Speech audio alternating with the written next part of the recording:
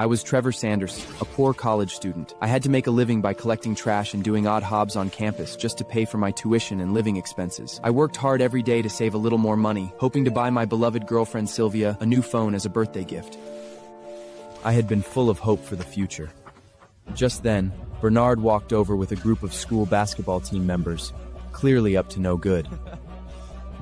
I had the whole team save their dirty laundry for a whole week just so you could earn some extra cash. So, am I being generous enough? Trash like you should just get out of school. Stop embarrassing yourself here. Faced with the taunts and from Nardig, Humiliation, and the others, I was furious but didn't dare to fight back. Coming from a poor family, I simply couldn't afford to offend them. Here's $55. Now run another errand for me. Pick up a package at the school gate and take it to the locker room for Dennis. I swallowed my pride and took the task, then hurried to the school gate to get the package. But when I pushed open the locker room door, what I saw caught me completely off guard. My girlfriend Sylvia was cuddled up in the arms of Dennis, the basketball team captain, while he was groping her chest. And Sylvia, that bitch, was actually enjoying it. Dennis, I love it when you touch me like that. Don't stop. I bought you some sexy lingerie today. Put it on later, and we'll have more fun. Sylvia? What are you doing? What are you doing here? You said you would go shopping with your best friend this afternoon. Why are you here? You know Dennis has countless ex-girlfriends. There's no point in pretending anymore. How could I ever be with a poor loser like you? Our relationship was just a bet I made with my friends. But you took it seriously. You wouldn't even buy me the latest phone? But Dennis gives me iPhones and designer bags. Bernard's trick was brilliant. He sent you here on purpose to see this. How hilarious. Here's $50. Go find an old prostitute. You'll never have Sylvia. Realizing I had been toyed with and set up, I was overwhelmed by a wave of rage and humiliation. I charged at Dennis recklessly. I'll kill you! How dare you fight back? Thin and weak, I was no match for the tall and strong Dennis. He knocked me down with one punch. He put his foot on my face, wrote insulting words on my clothes, and humiliated me thoroughly in public. Poor loser. If you dare to provoke me again, I'll beat you up every time I see you. Filled with grievance and anger, I was venting freely in the empty dorm when a sudden phone call interrupted my breakdown. Trevor, listen carefully. Your 19th birthday is coming soon, and I can't hide the truth from you anymore. Our family isn't poor. In fact, we are extremely wealthy and powerful, with businesses all over the world. Gold mines in Africa, oil wells in the Middle East. Our family rule states that every child must live a simple, poor life before they turn 19. I thought it was just one of my father's usual jokes since I was a kid. He always claimed to be rich, but I had always worked to pay my tuition and lived in hardship. Dad, wake up! Stop dreaming about getting rich overnight. I've been supporting myself for years. What you're saying is ridiculous. I know this is hard for you to accept. When your grandfather told me, I thought it was a joke too. but I'm telling the truth. I'll transfer $100 million to you as an allowance right now.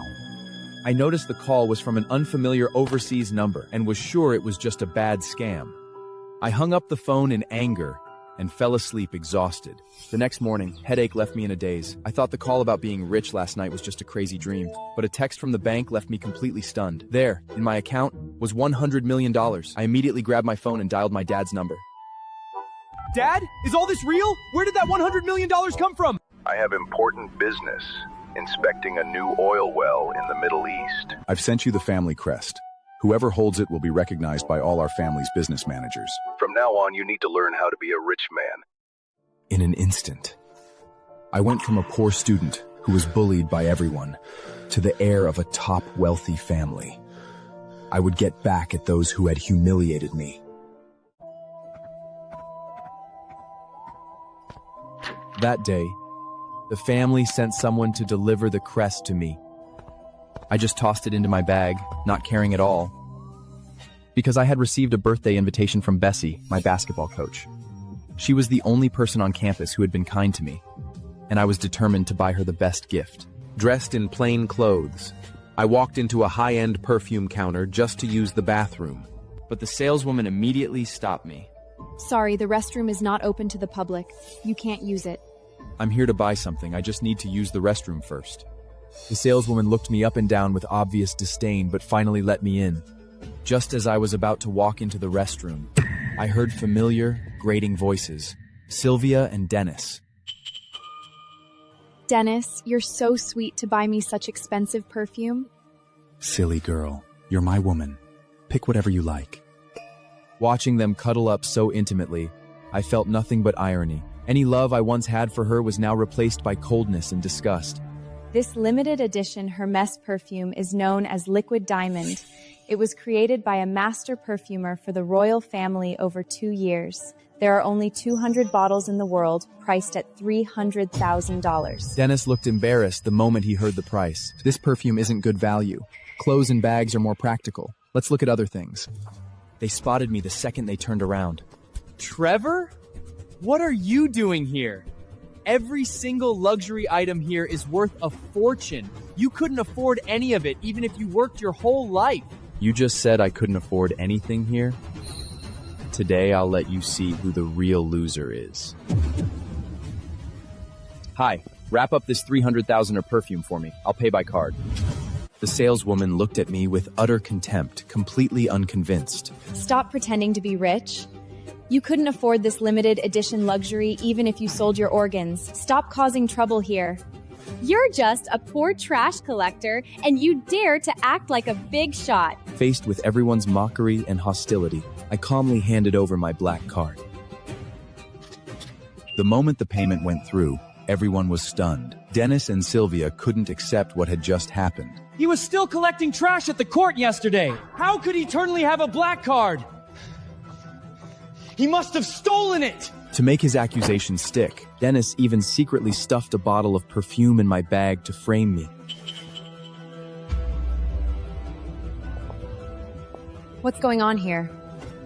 Manager, this guy is a poor student from our school. I suspect he stole things in the store. Please search his bag.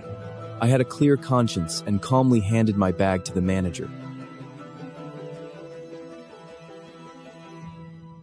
But I never expected that the family crest I didn't care about would become the key to turning the tables. It was a dark, golden redbud badge, the exclusive crest of the mysterious, top-tier Sanderson family. Just as Lily was about to take out the perfume, she suddenly spotted another item in my bag. Her expression changed drastically. It was a dark, golden redbud badge, The exclusive crest of the mysterious, top-tier Sanderson family. Lily's hands trembled the moment she recognized the family crest. This store, worth $500 billion, belonged to the Sanderson family. Manager, you found the stolen goods, right? I told you he was a thief. The evidence is solid now. Insolent! How dare you slander Mr. Sanderson? Security! Throw him out immediately and ban him from this store! Lily raised her hand and slapped Dennis hard across the face. The whole place was stunned into silence. Dare hit me? Do you know who my father is? Do you want this crappy store to be shut down? Exactly. We are customers. You're offending us for a poor thief? I'll report you to the Consumer Association and expose how your store bullies its customers. Report me? Be my guest. But before that, security, escort these two out and make a note of their identities. From today on, all our brand stores worldwide are to refuse service to these two. You! What gives you the right? Because you just slandered Mr. Sanderson. Throw them out! Dennis and Sylvia were dragged out the door by the security guards. Mr. Sanderson, I'm extremely sorry for what happened. I smiled. Just then, my phone rang. Trevor, the birthday party has already started. When will you get here? I'll be there soon. I was just buying a gift, so I'm running a little late. Hurry up and get over here. I have a surprise for you. I'm going to introduce you to a beautiful girl. I never attended parties because I couldn't afford gifts. Now that I was wealthy, I was really looking forward to this birthday party, but I had no idea that humiliation was waiting for me.